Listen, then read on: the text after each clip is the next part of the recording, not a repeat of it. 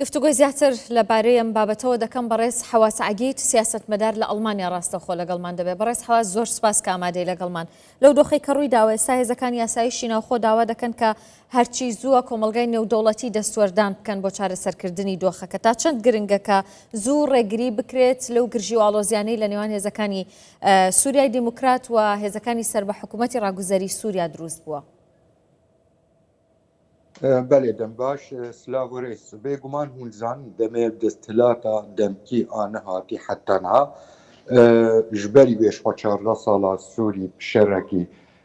دژوارە دەرواز بوو لێ مەخابن بەلکی هێویە خەلکێ گەشت بوون گۆرتنا چۆنا ڕێجیمەکی دیکتاتۆر دەستپێکێکی نە ژڕەوشە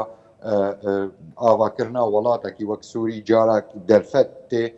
سووریا وەک وڵات مڵەتێوی ناسنەما سووری هەورە بکارن بدن دەستنیشان و هەورە بکارن شریکاتیوی وڵاتی ئاوا بکەن. لێ مخابن پشتی ساڵێکی حتان هەم بینن دەڤەرێن جدا جدا چه دەڤەرێن عەلەویا بێ چه دەڤەرێن درزیا بێ دەڤەرێن کووردا هەروەها تەبلی هینێک هەفپەیمانین هەنە و هینێک دانوستاندنین هەنە لێ مخابن تم و تم سیستەمێکی مەژیکی سیستەمدار چاو نێزیک بوونا دەستهلاتی سەر هەموو خاکا سووری بێ شریکاتی ڕاستەقینە نابێنە خەڵکی سووریدا و گاوێن شاش باوەریە مەدەش دەستپێکی حتانها تێ ئاوێتن ئیش کۆنگرێ نیشتیمانی هات ناولێکردن کۆنگرێ نیشتیمانی سووری دەرباز بە بڕاگهاندنا دستوری یا تێدا کەسێکی وەک نەتەوین سووریا وەک وڵاتێکی پڕنەتە و پڕئۆل جیێخوا تێدا نەدیت ئاواکردنا دەستهلاتا دەمکی هەروەها ڕەنگێ دەربازبوونا ئان دەستنیشانکردنا ئەندامێن هات ناولێکردن بەرلەمان بەس ئاباش بێ ناولێکردن کۆما شێوەرمەندیە یا سەرۆکێوێ دەستهلاتێ دەستنیشانکردی مخابن حتا چارەسەریک سیاسی ڕاستەقینە و تم هەر هەمی دیتنێخوا ئێب جڤاکە ناودەوڵەتی دەم تەکید بکەن هەک بنگەهەک سەر بنگەهەکی سیاسی هەموو تمامی نەتە و ئۆل و هێزên سیاسی ئێ سووری نەکان هەبرە سەر ماسێڕونن مخابن وێ ئەڤڕەوش وێ بەردەوام بێ جڤاکە ناودەوڵەتی بێگومان بەرپرسیارە vê xwedîrol bê ji ber civaka navdewletî hîn biryarên civaka navdewletî em bêjin a 22-54 bingeha ji çareserkirina ew nexşereya çareserkirina pirsa Sûrî a giştî re tevlî peymanên piştî hilweşandina rejîma diktatör Abbas nabêna hêzên cida cida de û taybet em îro behsa Şex Mexsûd Eşrefiyê dikin ji ber qesedê wek hêzek leşkerî wê dê nabêna wê û serokê desthilata devkî de lê ew peyman heta niha em zanin sistvîn tê de heye xalên wê nayên cîcîkirin necîcîkirina wê girêdaya çareserkirina siyasî hek çareserkirina siyasî nebê bêguman wê ev rewş berdewam باشە بەڕێز حەواس تۆ باسی ئەوەت کرد کە حکوومەتی سووریا هەر لە سەرەتاوە هەنگاوی هەڵەیناوە و دەشێوێت دەسەڵاتی خۆی بەسەر هەموو خاکی سووریادا بسەپێنێ ئەمە چۆن یەک دەگرێتەوە لەگەڵ چەمکی فیدرالیزم و بەڕێوەبردننی هاوبەش لە وڵاتە باوەری مدە گرکی زەحمەتە یعنی سووری مخابن یعنی ئەس بێژم دیرۆکە سووریدا جارە یەکەمینە ئەم دبینین سووری گێڤێ قۆناغێ خەلک سەر ناسنەما خۆت تێکوشتن ji berê me sehet kir li welatên cuda cuda taybet belkî Iraq wek cîranekî me me sehet kir xelk ser nasnemê têkuştin lê Sûriyada xelk ser nasnemeya xwe nehat kuştin mixabin mel Swêda dît xelk ser nasnemê hat kuştin mel der'a dît xelk ser nasnemê hatin kuştin gelek xortê Kurd ê tên girtin tinê ser nasnemê tê girtin براستی به شاشتی گلکی مزنه او بو سدمه جواک هفکتیه اف جواک چاوا امی بکن و ام همی بر پرسیان برده چاوا امی بکن به جواکه بدن سر هف شریک بم آوا کرنا سوریا ده به امام بر پرسیارا یکی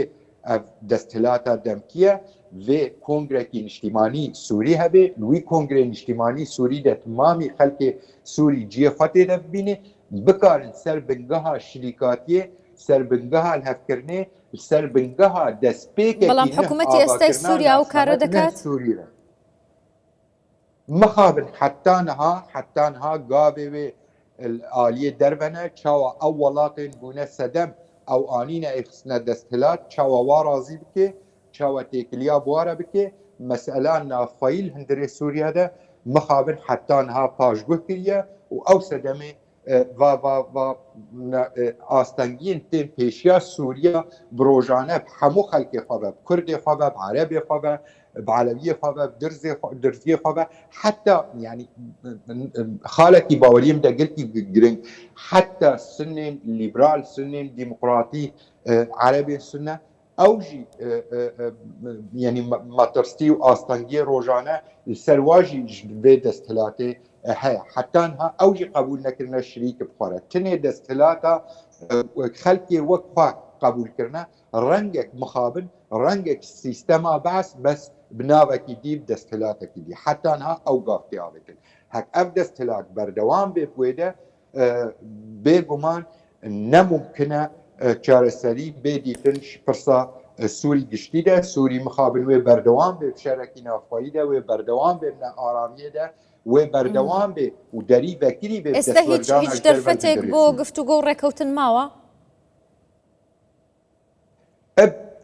زانێ gelek جارە مەسەلا دانوستاندنا ئەم هەمی عەرفی سیاسەتێ لە دانوستاندنا بن ئاگردا نافتێ لێکردن gelek جارە يعني ام وگرن سال جبري وقت رژیما دکتاتور هی دانستان هر جبري قوناغکی جنیفیان قوناغکی او و گروپین چکدار چون اسیدانا تدید شرکی گرم دورکیش دورین سوریا دا نابنا و هزاده چی بود اف شر يعني دانستان بن ایگر دا مخابن خلق سویل کساتی جواک داریباوی دانی لی دری دانستاندنه نابی وری گرتن و تمی دری دانستاندنه وکری به و بردوام انفشاری بکن حتی دانستاندن هبه جبر دانستاندن او تنه یا بکاری ملت بپاريزي يا بكاري ولاد بپاريزي يا بكاري مافي خلقي بپاريزي بشر نممكن تشتك وري چاره سركرن چاره سركرنا رسل او يا دانستان نه وري چاره سر كي تواني او رولا ببيني كهردو لا بيكتري بگينه باوريام ده الرولا اساسي امريكي ايرو خودي رولا كي جرينجن امريكي تكاري بيرولي بلايزي بجديات لی حتی انها کبلی چاودیریا وال سر پیمانا نابینا دکوانا ده آرده آزاری طیبت مندی من کسادی سروی پیمانی هنه لی لگرک امریکی جوی قناغه درباز به امریکی وقت چاو پشگر بوش کنفرانسی نافقا اقامشلو کردی ده البنسهاوی کنفرانسی ده گرک دلیه چاره سرکرنا سیاسی وری بکره نه حتی نهار دستلات ایرو سوری پیمانا ده آدارت نهره وقت هفکرنا کی اسایشی امنی بویرانگی لیت نره او نرینه کی گل کی خرابه گره که درباز بون قناغا دانستاندنا سیاسی و چاره سرکرنا پرسگره که هنه سیاسی پرسا کرد الهندره سوری ده نممکنه چاوجه وری گرتن بحجتا قصده یا بحجتا یپکی یا حجتا پککی یا حجتا کیجان آلی ببلانی او به پرسکی کردی هندری سوری ده حاجتی چاره سر کرده چاره سر کرنا و بچرانگی به دورین دی جدا هندری سوری ده نتو اول جدا هندری سوری ده حاجتی چاره سر کرنه امریکی هک بخوازن آرامیل دوری ده هبه هک استقرار دوری هبه او هزا ایرو تکلیه و دستلاتا دمتیا ایرو رهی و دو مدی چاودیر بو اسرائیل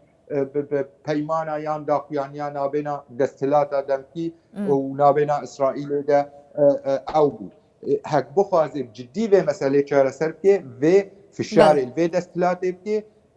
حتی گاوال برو چاره سر کرده سیاسی ده زور سپاس دکم برای حواس عگید سیاست مدار لألمانیا میانی کردستان 24 بوی